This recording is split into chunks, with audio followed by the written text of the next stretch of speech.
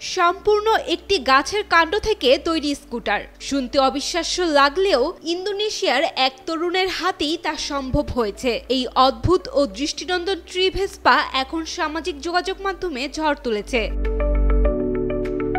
বিশাল এক কাঠের স্কুটার 20টিরও বেশি চাকা নিয়ে ছুটে চলছে শহরের রাস্তায়। পথচারীরা থেমে থেমে বিস্ময়ে তাকিয়ে দেখছেন সেই দৃশ্য।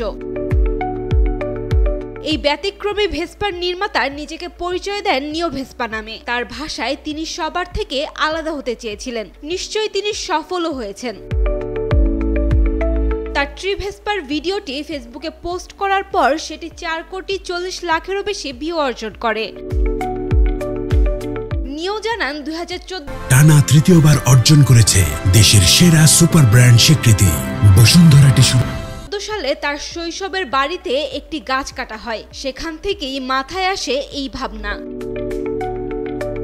পুরোটাই হাতে তৈরি এই ভেসপার কাঠামো একত্রে বোল্ট দিয়ে জোড়া লাগান তিনি। ওয়েল্ডিং এর বদলে লোহার তার দিয়ে বেঁধেছেন সবকিছু। আশ্চর্যের বিষয় হচ্ছে কাঠের এই ভেসপাটির বয়স 17 বছর হলেও এটি এখনো দারুণভাবে চলছে। এমনকি 4 জন পর্যন্ত যাত্রীও বহন করতে পারে এটি।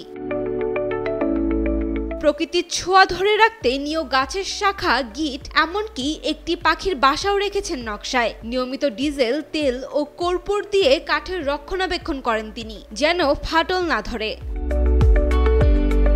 এই ট্রি ভেসপা এখন ইন্দোনেশিয়ার ভেসপা গেম্বেল বা ভেসপা ড্রিফটার উপসংস্কৃতির প্রতীক হয়ে উঠেছে, যেখানে রাইডাররা তাদের স্কুটারকে সীমাহীন কল্পনায় রূপ দেন, কখনো শিল্পে, কখনো বিদ্রোহে।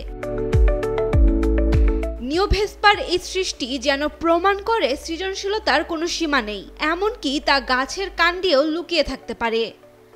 Saima Akter, Daily Sun.